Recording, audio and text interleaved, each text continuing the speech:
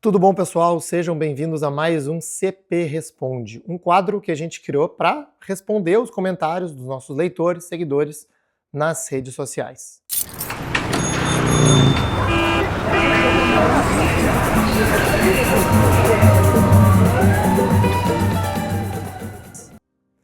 Bom, recentemente a gente publicou um artigo do Rodrigo Rocha defendendo que o Brasil deveria perder o medo da densidade, que gerou uma polêmica imensa nas redes sociais. A pergunta que a gente quer responder hoje é: será que adensamento é ruim para as cidades brasileiras? E aqui eu acho que vale colocar um ponto importante, que adensamento não é uma decisão de planejamento. O que o planejamento tem poder de fazer, normalmente através das suas regulações e políticas, é de tentar restringir o adensamento em alguns lugares da cidade. Mas o planejamento não tem a capacidade de dizer, olha, vamos adensar uma região longínqua rural do interior do Mato Grosso do Sul, por exemplo, em que hoje não tem ninguém ou não tem nenhuma atratividade urbana. O planejamento urbano não tem esse poder em suas mãos. Vamos ver o que os leitores pensaram sobre esse artigo. Então, alguns leitores pensam parecido, né? Então, esse aqui diz o seguinte: no quinto maior país em área, por que construir como se faltasse espaço? É perda de qualidade, sim. Pressiona a infraestrutura de utilidades, superlotação, precisamos de mais cidades e não menos, ou seja, um número maior de cidades. Outro diz o seguinte: a verticalização definitivamente é perda de qualidade de vida. O que é necessário fazer é exigir que se amplie espacialmente a infraestrutura para que as cidades possam crescer horizontalmente com a mesma qualidade de vida.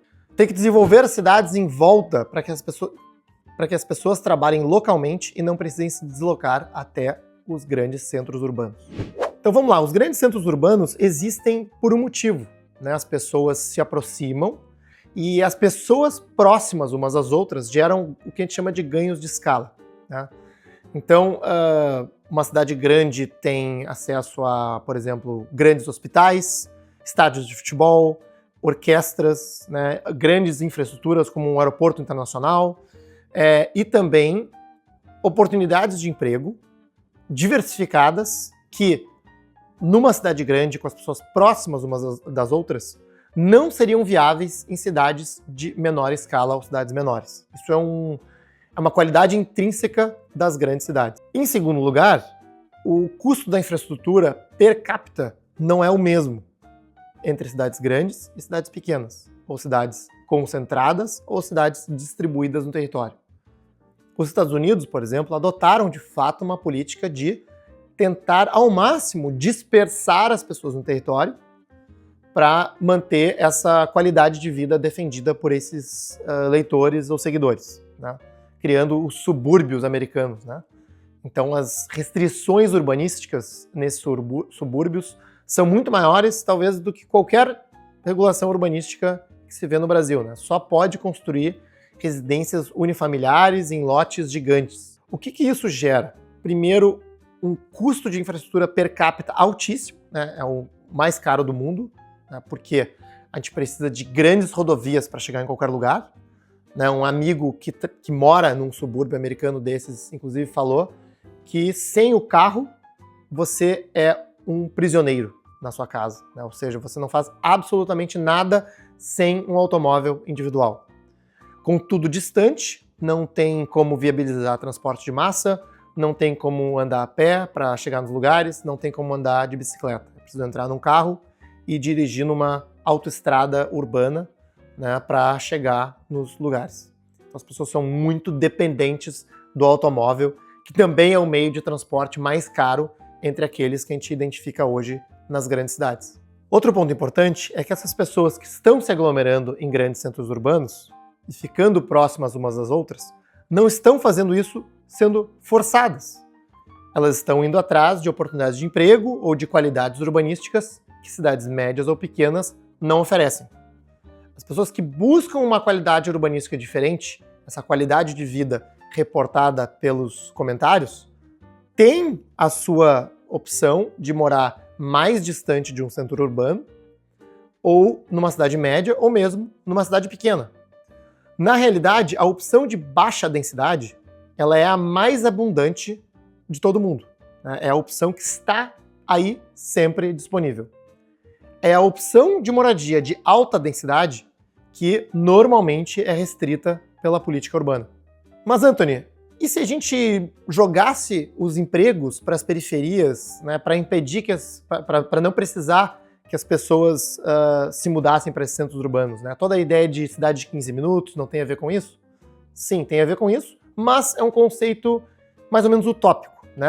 Urbanistas estão tentando fazer isso há mais de 100 anos, né? A gente vê, inclusive, o próprio Plano Diretor de São Paulo preconizando esse conceito nos seus primeiros planos diretores, né, de dividir a cidade em várias mini-cidades, mas o problema é que a gente não controla aonde os empregos são criados, né? O planejamento urbano, ou mesmo o governo, né, os municípios, os prefeitos, os governadores, o presidente, né, ele não tem a capacidade de dizer, olha, empreendedor ou empresa, né, você deve se estabelecer neste determinado lugar e você deve contratar um número X de funcionários para exercer essa atividade. Isso está alheio ao poder do planejamento urbano. E essa dinâmica de empregos, ela também é muito dinâmica, né? Ela muda constantemente. A gente tem fábricas que fecham, empresas que abrem, tem startups, né? Tem pessoas que trabalham das suas casas com home office, né? Tem espaços de coworking. E esses locais de trabalho, né, no mercado de trabalho, estão sempre mudando e sempre se adaptando às mudanças da sociedade e das demandas das pessoas. Então, mesmo se antecipadamente a gente dissesse, olha, a empresa XYZ vai ficar nesse bairro e a empresa ABC vai ficar naquele outro bairro, não seria um processo estático, né? Porque, por exemplo, uma empresa pode dar muito certo, a outra empresa pode dar muito errado, né? Um lugar vai ter mais empregos e a outra vai ter menos e já não deu certo, né? Então, o que as empresas tentam fazer e o que os empregados, os funcionários, né, os trabalhadores tentam fazer? As empresas tentam se estabelecer em locais que têm um maior acesso à mão de obra e um maior acesso a um mercado para atender o seu público, né, os seus consumidores, às vezes a ter acesso a uma rede de logística e distribuição. Os trabalhadores também se localizam em lugares para maximizarem o seu acesso a diferentes formas de emprego, né? Porque as pessoas também não querem, muitas vezes, ficar no mesmo emprego ou na mesma empresa para sempre, né?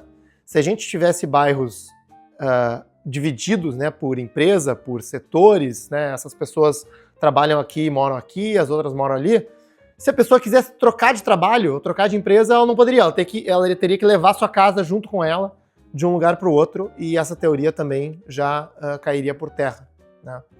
Então, a aglomeração de empregos e de pessoas, né, a concentração de empregos e pessoas em determinados lugares, né, e esses lugares hoje são as grandes cidades, ela acontece de uma forma relativamente espontânea a partir, né, dessa dinâmica entre empresas, mercado de trabalho, mercado consumidor, que acontece de uma forma dinâmica, rápida e natural. Esse comentário aqui compara verticalização e densidade. Desde quando densidade tem a ver com verticalidade? As cidades europeias têm densidades infinitamente maiores que aqui e são baixas. Então sim, tem que limitar a altura dos prédios a 10 andares e cuidar de fazer tipologias de 60 a 100 metros para adensar onde se deve, mas nunca ceder o que hoje é o Plano Diretor de São Paulo com ZEUs, né, zonas de estruturação urbana, permitindo prédios sem limite de altura. Bom, vamos lá. Primeiro que sim, né, se a gente pega uma cidade como Paris ou Barcelona, a gente tem densidades médias de, por exemplo, 20 mil habitantes por quilômetro quadrado, que são maiores que muitos prédios bastante verticais do Brasil, como, por exemplo, o Itaim Bibi, que é um exemplo conhecido em São Paulo, né? Que tem uma densidade aí um pouco mais de 10 mil habitantes, né, por quilômetro quadrado. Agora, por que isso acontece? Vamos olhar para o caso europeu primeiro. Em Paris, os edifícios foram construídos muitas vezes há mais de 100 anos, maximizando o potencial construtivo que era factível na época que aquele edifício construído. Ou seja, os edifícios não têm recuos laterais, não têm recuos frontais e não tinham uma tecnologia de elevadores ou de estruturas para se verticalizar mais do que eles conseguiam. Então eles iam até o limite ali de 5 ou 6 andares. E na época, inclusive, os apartamentos, os andares mais altos eram mais baratos, porque eram mais difíceis de chegar, porque tinha que caminhar todos os andares de escada. O que foi acontecendo ao longo do tempo, né? Como Paris resolveu preservar essa casca histórica de baixa altura, teve ao longo do tempo uma pressão de aumento de demanda, seja do enriquecimento da população, seja do aumento da população, seja do aumento do turismo na cidade, que também compete por espaço nessas edificações, Paris virou uma cidade extremamente cara, né? O único ajuste que se pode fazer em Paris para controlar, ou assim dizer, quem vai acessar aquelas unidades, é através dos preços. Já que o mercado, né, não pode aumentar a área construída para atender aquela demanda por espaço no centro da cidade.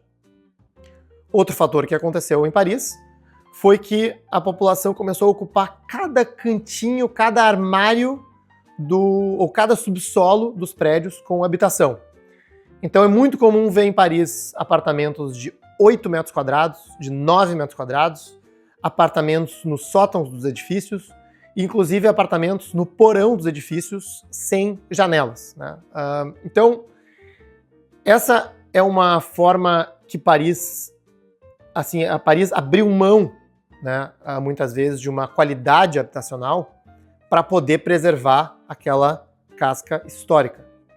E algo semelhante acontece em Barcelona, né? Barcelona é uma cidade que também tem esses edifícios sem recuos laterais, sem recuos frontais, né? É uma cidade que vem encarecendo ano a ano, tem taxas de vacância baixíssimas, né? Ou seja, não tem mais apartamentos vagos para poder transformar em moradia, e os preços vão subindo, subindo e subindo. Então, no caso do Brasil, sim, a gente tem uma verticalização que não tem gerado grandes densidades. Isso é uma crítica que a gente faz aqui no Caos Planejado. O que acontece com os edifícios no Brasil? A gente tem recuos, amplos recuos laterais e frontais, ou seja, a gente inutiliza boa parte do terreno. A gente tem unidades grandes nesses edifícios, né? Pega um bairro verticalizado como o Itaim Bibi. E no caso também a gente tem muitos edifícios comerciais que não contam para densidade demográfica, que normalmente a gente só está falando de moradores, né? Então, se a gente pega um bairro que tem ainda muitos escritórios, como o Itaim Bibi, a gente vai ver uma alta verticalização e baixa densidade. No Brasil, a gente também vê um caso de que muitas favelas formam os bairros mais densos das nossas cidades, com alturas muito baixas, né? 2, 3 andares, às vezes 4, mas ainda baixas, né? Por quê? As casas são coladas umas nas outras, né? Não tem áreas públicas livres, né? Nem mesmo ruas ou praças suficientes para tornar a infraestrutura urbana adequada. As unidades são muito pequenas, existe coabitação, né? Ou seja, às vezes mais de uma família morando na mesma unidade habitacional, e famílias maiores, né? Então, existem muitos bairros horizontais que têm densidades altíssimas.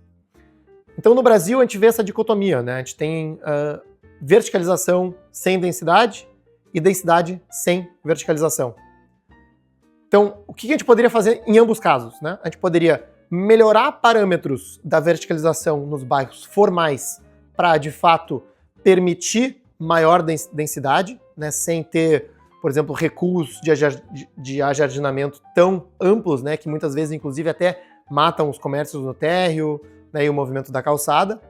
E também, ao regularizar territórios informais, ao construir moradia popular nesses bairros, né? Ao fazer programas habitacionais, permitir ou construir moradias que tenham alguma verticalização maior do que existe hoje, para aumentar a capacidade de absorção dessas pessoas com maior dignidade e deixando mais área pública disponível. Porque se a gente for, por exemplo, urbanizar uma favela e colocar e tentar manter as pessoas naquele território, né, que normalmente é um objetivo, né, de qualquer programa habitacional, de não expulsar as pessoas, né, sem que elas queiram ir para outros bairros, né, não há como acomodar todas aquelas pessoas sem melhorar ou otimizar o uso do espaço naquela área de alguma forma. Então, considerando que já está saturado o volume espacial, né, de gente naquela área construída, o único vetor, né, geometricamente falando, para otimizar essa área seria aumentando a verticalidade das edificações. Vamos lá para mais um. De nada adianta um bairro denso com inúmeras torres se ele não interage com o resto da cidade. É o que mais se faz em São Paulo. E não só em São Paulo, né? Porto Alegre, Recife, Belo Horizonte, Florianópolis, né? Isso é um fenômeno da verticalização brasileira que é muito ruim, né? A gente é muito crítico disso aqui no Caos Planejado. Por quê? Porque se verticaliza, se afasta os edifícios das calçadas, das laterais, né? A gente cria torres isoladas, com essas áreas condominiais que normalmente não tem muita utilidade, né? Os incorporadores inventam coisas, clubes, churrasqueira, piscina, para colocar nessas áreas ociosas. E o que acontece? O comércio que anteriormente, né, se a gente pega os nossos centros históricos, né, o comércio no térreo, que seria factível, né, próximo do pedestre e com continuidade na calçada, fica inviabilizado. A gente coloca essas áreas condominiais como portaria e áreas comuns no térreo. O térreo fica vazio, né, ou seja, sem atividades. E o condomínio o que faz? Coloca um muro ou uma cerca para se barrar do resto da cidade, né? Então, realmente, isso é uma característica muito ruim da verticalização brasileira e que não é necessariamente vinculada à verticalização, né? Ou seja, a gente tem cidades como Nova York, por exemplo, como vários bairros de Londres, como Hong Kong, né? Como várias partes de Bangkok, como mesmo Buenos Aires, que tem vários bairros com muitas torres e prédios muito mais altos, né, na média que a gente vê no Brasil, que tem muita gente na rua, né, e que tem prédios que interagem muito com o espaço público, que tem comércio no térreo, que tem fachadas contínuas, né. E, ao mesmo tempo, a gente também vê empreendimentos horizontais, como condomínios fechados de casas, que também são segregados da rua, né? Ou seja, não necessariamente a verticalização vai levar a uma segregação, né, ou uma falta de interação com o resto da cidade. E justamente são esses parâmetros que a gente precisa melhorar para tornar essa verticalização brasileira mais humana. Adensamento não significa subir prédios de forma descontrolada, sem nenhum planejamento urbano, como o mercado imobiliário quer fazer a gente acreditar. Existe todo um contexto em torno do adensamento. Barcelona é um ótimo exemplo disso. Bom, eu já comentei aqui um pouco sobre cidades europeias versus cidades brasileiras.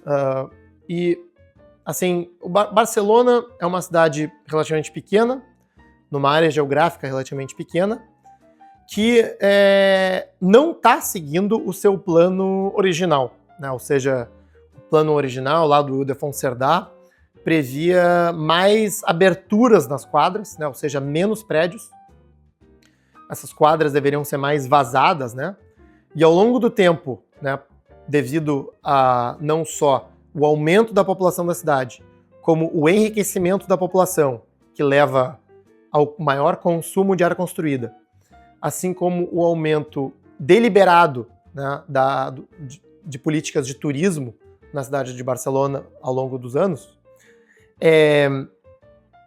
acabaram construindo mais prédios nessas quadras. Mas Barcelona realmente ainda se autolimitou, né, a sua área construída numa altura padrão, né? Ou seja, ela tomou uma decisão que realmente não gostaria de aumentar mais a sua área construída, aumentando a verticalidade dos prédios. Como eu comentei antes, né, o que isso leva? Isso leva a um aumento gradual dos preços e uma redução das taxas de vacância, ou seja, muito difícil de achar hoje, né, apartamentos para alugar ou para comprar em Barcelona, porque a competição por área é muito grande e é uma cidade que, com essa área construída restrita, mas sendo muito atrativa, né, a única forma de se ajustar é através dos preços. Então essa é a realidade que é comum a outras cidades europeias, é muito difícil de resolver, né, porque as cidades elas têm uma vontade de fazer essa preservação visual, né, da altura dos prédios da cidade, e que inclusive, né, é um pouco até controverso, porque ela retroalimenta essa questão turística na cidade, que também concorre por espaço. Já no Brasil, a gente não tem já há muitas décadas uma regulação que permite que incorporadoras possam construir prédios de qualquer tamanho em qualquer lugar, né? Ou seja, desde que a gente começou a fazer planos diretores, leis de zoneamento e uso e ocupação do solo, a cidade determinou zonas específicas e às vezes terrenos ou quadras específicas com regras de qual altura esses prédios devem ser e como essa verticalização deve ocorrer, né? Hoje, na cidade de São Paulo, por exemplo, a gente tem o critério, definido lá em 2014, de permitir maior verticalização próximo às estações de metrô ou corredores de transporte de massa, né, como corredores de ônibus. Esse é um critério, né, que se pode usar no planejamento urbano e que se entendeu que seria uma forma de melhorar ou otimizar o acesso a essa rede de transporte que já estava instalada na cidade, que é uma lógica até faz algum sentido, né? Mas historicamente a gente tem usado critérios, eu diria assim, pseudo-técnicos para justificar esses critérios de alturas, de adensamento, né? Porque mesmo o critério de permitir adensamento junto aos eixos de transporte desconsidera outras infraestruturas, né? Por exemplo, a capacidade de abastecimento de água na cidade de São Paulo, né? Se a gente pega a revisão do plano diretor recente em Natal, no Rio Grande do Norte, foi o oposto, né? Só usaram a capacidade de distribuição de água da infraestrutura para determinar aonde se pode aumentar a densidade ou não, né? E não levaram muito em consideração critérios relacionados a transporte. Mesmo esses critérios técnicos, vou chamar assim entre aspas, né, eles pecam porque considera que a cidade não tem a capacidade de investir em melhorias na sua infraestrutura jamais, né? Por exemplo, segundo esse critério, uma cidade como Paris ou como Nova York sequer poderia existir, né? Porque as densidades de duas das cidades eram muito mais altas no passado, quando as cidades tinham pouquíssima infraestrutura. Então é como se a gente tivesse dito assim, não, a gente não pode deixar as cidades existirem, a gente precisa primeiro construir uma infraestrutura específica para depois ver se as pessoas vão morar num determinado lugar. Mas a história das cidades mostra que normalmente essa ordem é inversa, né? As pessoas buscam uma determinada localidade por N motivos, né? Acessos a recursos naturais, acesso a empregos e oportunidades, que não necessariamente estão vinculados à disponibilidade de infraestrutura, e justamente o papel do poder público é entender essa dinâmica de uso do solo e dinâmica de crescimento populacional e planejar a sua infraestrutura de acordo com o que o poder público está observando em relação ao crescimento da cidade. É uma forma que a gente chama aqui de gestão urbana, né, de acompanhar esse crescimento e tomar decisões ao longo do caminho, e não necessariamente de projetar uma cidade do zero, né? Dizer assim, olha, essas empresas vão ficar aqui, esses prédios altos vão ficar ali, e esse vai ser o desenho final da cidade, né? Ou seja, a cidade vai crescendo, né? Os prédios vão sendo construídos aonde as pessoas querem morar, onde tem disponibilidade de empregos, e o poder público vai monitorando isso, né, de forma a garantir uma qualidade de infraestrutura para todos. A Sabrina diz que é utópico acreditar que a população de baixa renda vai adquirir um imóvel em áreas centrais. O mercado imobiliário não permite. Na cidade que eu moro não existe medo do adensamento. Estão destruindo prédios antigos e baixos para construir torres, umas em cima das outras. A maioria dos compradores são investidores e a população de baixa renda não consegue nem pagar o valor do aluguel que eles pedem. Fato. É muito difícil a população da renda mais baixa comprar unidades em edifícios novos sem um grande subsídio, como um programa habitacional como Minha Casa Minha Vida, né? O que acontece em outros mercados, né, como o mercado de veículos, por exemplo. A população de baixa renda que deseja acessar um automóvel, ela não está buscando normalmente um carro zero. Ela está buscando um carro usado. E é mais ou menos essa dinâmica que as cidades têm para atender a demanda habitacional na cidade como um todo. Ou seja, mesmo com programas habitacionais como Minha Casa Minha Vida, maior parte da população de baixa renda não está ocupando unidades novas do programa Minha Casa Minha Vida. Maior parte da população de baixa renda está ocupando edifícios que já estão construídos. Edifícios que já estão construídos e que normalmente já têm um certo tempo. Né? Um tempo que já foi hora a edificação teve alguma depreciação ou foi alguma região da cidade que perdeu demanda ao longo do tempo. Por exemplo, os nossos centros históricos, né? Se a gente pega o Centro Histórico de Porto Alegre, a região da Sé, em São Paulo, né? O centro do Rio de Janeiro, né? Esses bairros originalmente foram construídos para alta renda. Né? Quando os edifícios eram novos, eles não abrigavam uma população de baixa renda. Passaram-se 50 anos, 70 anos, né? 100 anos, esses edifícios não abrigam mais a população com a renda mais alta da cidade, né?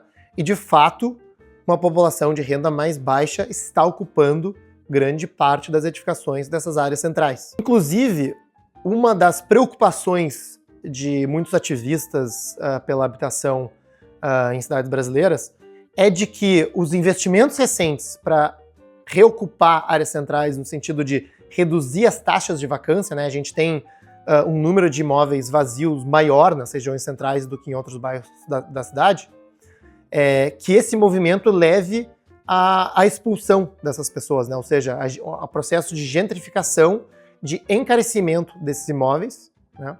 E que essas pessoas de baixa renda que hoje ocupam essas áreas centrais não tenham mais acesso a esses imóveis. Então, o que essas torres que estão sendo construídas hoje fazem, né?